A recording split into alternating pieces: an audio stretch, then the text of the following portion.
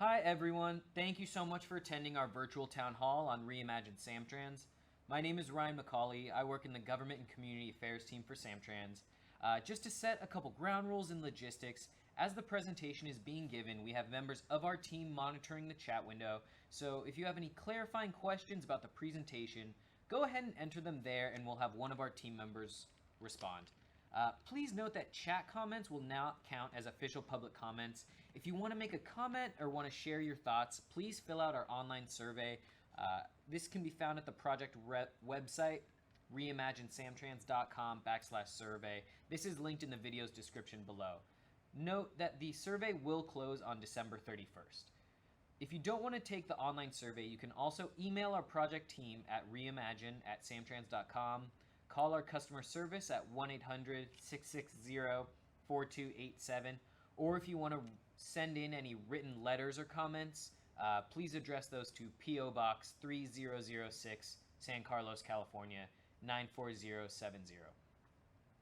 Just so you know, this video will archive itself on our YouTube channel, so if you were late or wanted to share this with anybody who couldn't tune in live, the link will be made available and shared out on all our social media channels. There's also a lot of information about the project on our website, so to learn more, go to reimaginesamtrans.com. Again, this is linked in the video description below. So again, thank you so much for joining us. Your feedback is incredibly important to us. We're all really excited to see how we can improve and enhance SamTrans service. So without further ado, here's Director of Planning, Christy Wegner, who will talk about Reimagine Sam Trans. Thank you so much, Ryan. Hi, everyone. This is Christy Wagoner, Director of Planning at Sam Trans, and I'm here to talk to you about this really exciting project that is currently underway called Reimagine Sam Trans. So today, I'm going to get into the nuts and bolts of what is Reimagine Sam Trans and talk to you a bit about the goals and the timeline for our study. And then share with you some of the data that we're analyzing about our system and the state of Sam Trans, the market research we've done, and also talk to you about the public outreach that we just wrapped up, and talk to you about next steps and how to get involved. So without further ado, what is Reimagine Sam Trans? So Reimagine Sam Trans is a comprehensive operational analysis, which is a really in-depth, operationally focused study of a transit network to identify areas of strength, but also areas for improvement. We last did one of these studies in 2013, and it was called the Sam Trans Service Plan. And transit agencies across the country are undertaking these types of studies in light of declining ridership. The end result of Reimagine Sam Trans will be a new network that we will unveil in 2021. So this is a very real project that has a very real timeline for implementation. And we're doing this for several reasons. I don't think it's a surprise to anyone that transportation and the landscape of transportation options has really changed dramatically the last few years. Technology is fueling mobility, and we have new active transportation modes available to us at the click of a button. And that is really disrupting public transit. Rider expectations are changing, mobility needs are shifting, and transit agencies are really trying to take a step back to understand who are the riders, where have they gone, and how shall we best allocate our limited resources in light of these changing times and conditions. The Reimagine effort will really help us identify areas and locations to provide better services with the ultimate goal of improving the customer experience and growing our ridership. Not only growing new riders, but more frequent riders. And what's really beautiful about this project is that we have Measure W here to help us fund some of the new initiatives that come out of this work product. So now I'll flip into the project goals and the timeline. So we've identified 3 primary goals for the Reimagine Sam Trans effort. The first is really to improve that customer experience for our existing riders. We want to make sure we're meeting their needs and their expectations. We also want to grow new ridership on SamTrans, but also we want to grow more frequent ridership from our existing riders. So help find ways to encourage taking the bus for different trip purposes. And lastly, we really want to build SamTrans efficiency and effectiveness as a mobility provider in San Mateo County and in the Bay Area. We want to look at solutions that are beyond the bus. We want to explore what innovation can do for our system. And we also want to understand, can we do more with the same? All right, on this slide, you can see our timeline for the study. The timeline spans approximately 24 months from project launch to implementation of the new bus system. We are in roughly the first quarter of the project. We are in the fall 2019 time period where we are deep into the public outreach, and we've spent the last few months diving into our data and doing market research.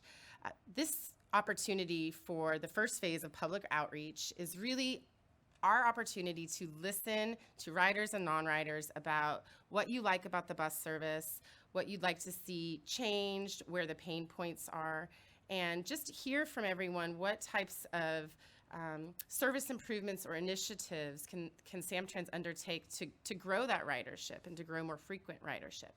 And all of this work will culminate in the board adoption of a service policy framework in early 2020. As you can see on the slide, we have several touch points of public outreach. Our second public outreach opportunity will come in early summer 2020 when we return with different system and route alternatives that we will get feedback on. And we will be presenting up to 3 different route concepts for every route in the SamTrans network. And then our final touch for public outreach will come in fall 2020 when we will present what we're calling a preferred alternative. And this will be the result of the analysis of all the public outreach from phase 2 and hopefully a very well-vetted, well-thought-out redesigned SamTrans network that we can present and get feedback on from the public and then eventually present to our SamTrans Board of Directors in winter 2020. And then we have allocated about 6 months to implement the new service. So we are really in phase 1 right now, and that's what we're here to talk to you today about. The big outcome of phase 1 is our service policy framework, and there are 3 key inputs that I will get into in the next slides. But just to spend a few minutes on the service policy framework, just so you all understand really what it is and why it's important. So this is policy work that our board will do to help us decide how to allocate our very limited resources. And this policy framework is really fed by our data, so the state of the SamTrans system, the market research, which is who are our riders and who are our potential riders, and the public outreach. And the service policy framework will really be the board deciding how much of our bus service should be allocated to try to grow ridership in areas where we find that we might be competitive. And how much of our service needs to be spread throughout the county in areas where people need that coverage or that lifeline transportation connectivity. But also, there will be discussions about how much of our service should be oriented towards peak service, such as express services or even school-based transportation. These are all very resource-intensive but very productive services. And we will also talk about the non-service elements of that customer experience of SamTrans. So how can we introduce innovation? What other amenities or system improvements can we identify that just really improve the customer experience? So the service policy framework is a very key piece of the study, and there's a lot of hard work that goes into developing it. And I'm going to start to talk to you a little bit about that work. So the state of SamTrans is really our existing conditions. This is, how are the routes performing now? We do a lot of, we have a pretty good system here. You know, we carry 7 million miles of bus service per year, and we serve more than 35,000 passenger trips. And just to make sure everyone knows what a passenger trip is, every time you get on a bus, you are counted as a trip. So these are unlinked boardings. Every day, 35,000 boardings occur on our bus system, which is pretty substantial. And we operate 70 fixed bus routes and 1 pilot on-demand route, which is in Pacifica. And this is a dynamically routed fixed route operated with a smaller vehicle that is, you are able to use an app to make a trip request. And it's something we are experimenting with and really trying to understand how it can fit into our greater network. And we will be definitely looking to see if there are opportunities to expand that on-demand service as we develop alternatives through the Reimagine effort. On slide 12 here, you'll see a map of our existing route network. So San Mateo County is a challenging geography. We have a very important place in the Bay Area, sandwiched between San Francisco and Santa Clara. We have a base side to our service area that is higher in density with the 101 and El Camino Real corridors. We also have lower density residential, high income neighborhoods along the 280 corridor. And then we have a coast side, which is a very different geography, and we have different travel patterns on the coast side. We see more transit dependent individuals in our coastside region. We have clusters of transit-dependent persons throughout the county. We also see a lot of high-income and residential clusters throughout the county. And we do extend service outside of San Mateo. We have service into San Francisco. We launched our new Foster City Express in August with direct service into downtown. So check it out if you haven't taken a ride yet. It's Route FCX. And we also go into Palo Alto, connecting to the Palo Alto Transit Center.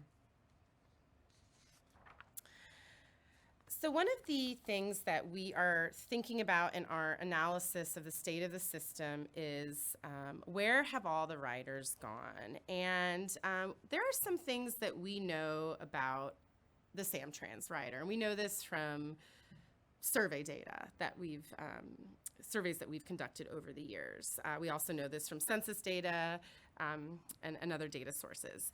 We know our riders tend to be lower income. We know they don't typically have access to a car, and we also know that they are likely to identify as a part of an ethnic or racial ethnic group.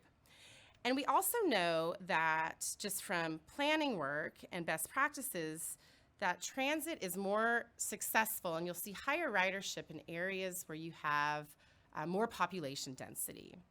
So we've taken 5 factors and developed a map that we're calling our transit likelihood analysis. And what this map tells us is where are the areas in the county that are ripe, if you will, for transit, that are likely to produce a lot of transit riders. And in this map, you can see the areas that are in the darker shades of green are really that transit-rich environment and likely to produce good transit ridership. So you can see the north part of the county up in South San Francisco, Daly City, not surprising, lots of transit ridership up there. There's density up there as well. And you can also see along our El Camino Real, you see clusters of these transit likelihood areas. And also I'll just note that you see East Palo Alto sort of jumping out at you or at me as an area that maybe there is some potential to improve some service. And on this next slide, this is a slide or a map showing you our bus ridership. And what's lovely is it actually really correlates very nicely to the previous map. And I'll just kind of flip back really quickly so you can see on our transit likelihood map, the dark green at the top, somewhat in Redwood City. And if you look at our bus boarding map, you can see that similar pattern of bus ridership, which is really nice to see that the ridership correlates well with where the transit is likely to be productive. So that's a good indicator that we are putting our service in the right areas. And another thing I think that's interesting about this map is you see a lot of ridership at Redwood City and even in Palo Alto. And what we attribute a lot of that to is those are big hubs for us where we see a lot of transferring between our buses and between our buses and other regional transit providers such as Caltrain or even VTA down in Palo Alto. So we do see high ridership at those hubs. And one other factoid that I would just point out is that, El Camino Real is our highest ridership corridor. The route ECR carries approximately 25% of our average daily riders, which is pretty phenomenal, and that's a route we need to pay attention to. But if you combine the 4 mainline routes that operate on the El Camino Real, they total over 32% of the average weekday ridership. So that's a very important spine for us, and it's one that we are actually taking a deeper dive into as we are looking through the data. So wanting to find opportunities on El Camino to improve reliability and efficiency of our bus service. Another really important piece of this puzzle that is how to design transit and bus transit that people will really want to take is the transfer activity. And so understanding how your riders transfer within your system, just from your buses to your buses, how people use your bus system to transfer to other systems, how is Sam Trans being used as first and last mile to Caltrain or to BART? That's a big question because this is a network, and it's important that we are thoughtful with how we put it together and how things fit. And what we've learned from our data is a lot of our riders transfer to other SamTrans buses. So our El Camino Real bus, the ECR, I believe about 44% of passengers who ride the ECR transfer. And of those 44%, this is the top bar on this chart on this slide, over half are going to another SamTrans bus, which is pretty awesome since we're introducing free transfers starting in January, and free transfers will be available on Clipper and the mobile app. And we're also reducing the price of our day pass from $5.50 to $4.50. We think that this is a great package that will really impact our riders in a very good way and will make it easier to ride our system. You'll also see that we carry a lot of people to BART. This really reflects, I think, the heavy amount of service we have in the north part of the county. We serve several BART stations up there. We see a lot of SamTrans to BART ridership. And there is always the question, are we first and last mile to Caltrain? And we do see some Caltrain connections, but we think we might have some room to improve. Part of what we'll try to understand through the study is where can SamTrans really compete well for first last mile to Caltrain? And maybe it's not to every train, maybe it's to particular trains. I think that's just a question we need to ask ourselves as we are really designing the network. So now I'm going to switch from the wonky data that I adore to the market research, which is trying to help us answer the question, where have all the riders gone, and who are the existing riders in San Mateo County, and what changes can we make to our system to grow more riders? So we did a two-pronged approach to our market research, a statistically significant countywide survey and focus groups. So before I get into the weeds, I'll just clarify, statistically significant means that the survey takers accurately reflect the county in terms of ethnic groups, income, and geography.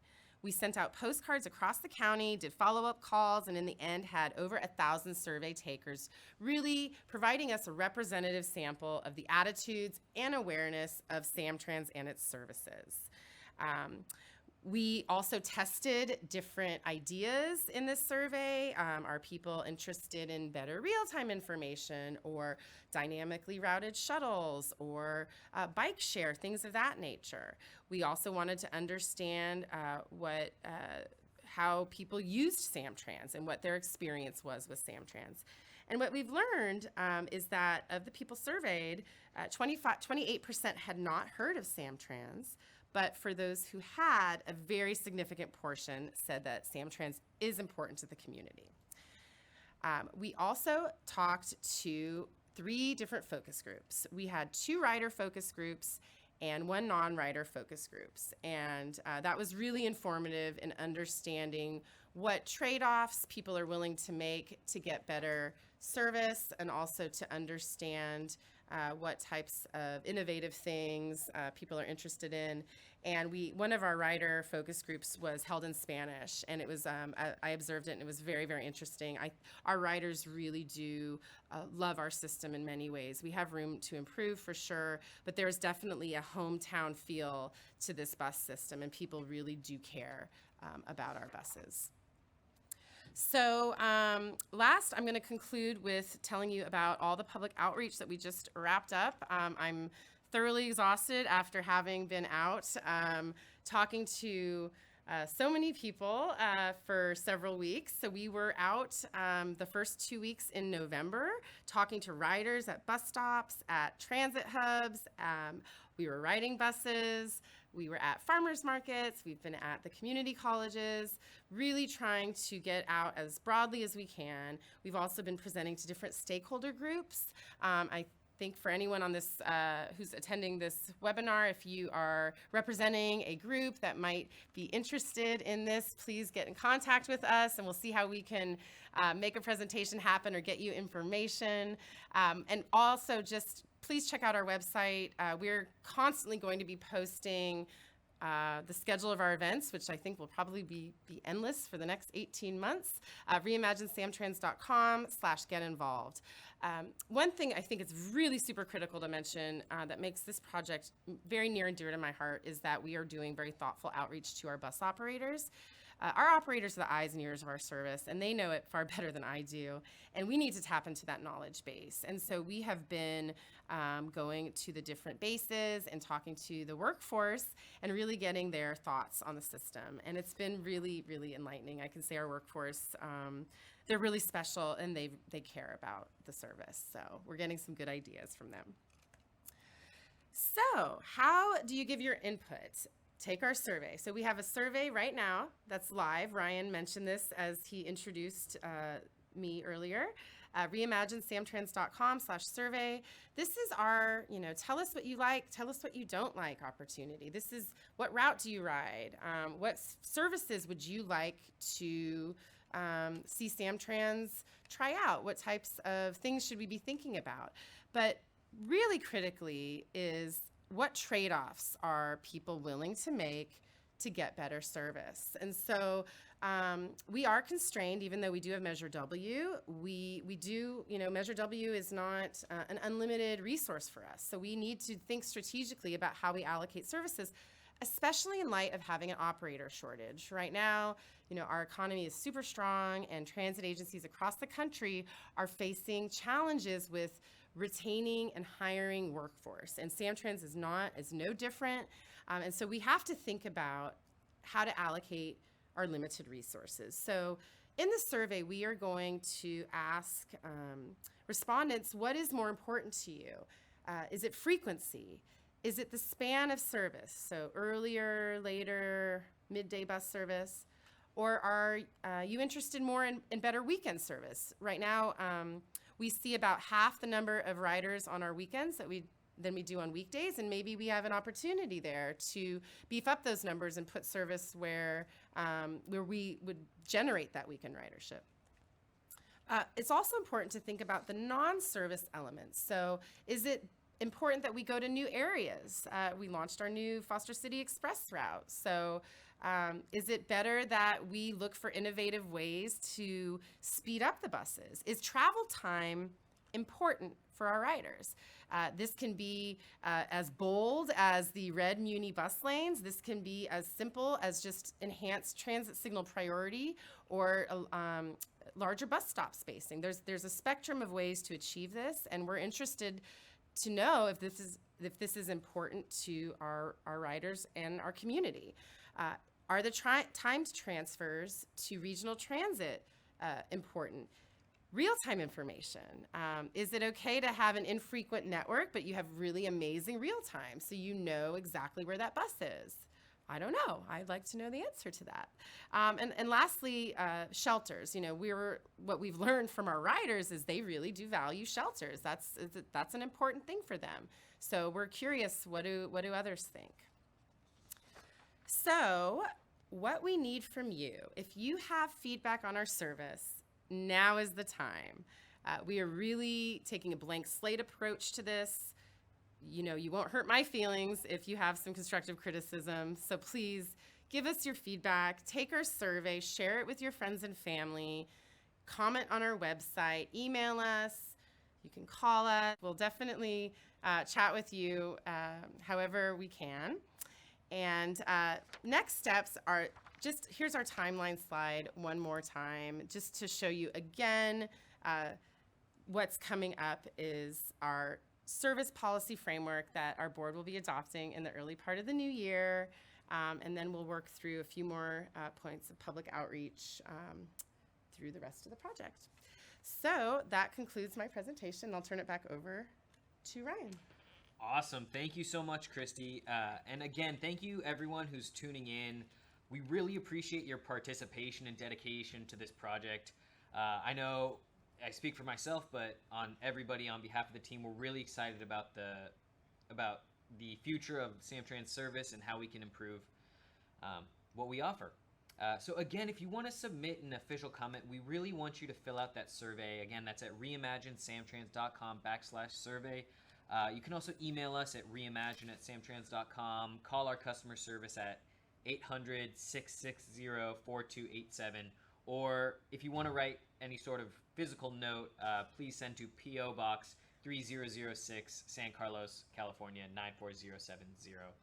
All this information will be in the video description below. Please note the survey will end on December 31st. But again, there's going to be more rounds of outreach, so it's a long-term study. If you have thoughts, please share them with us.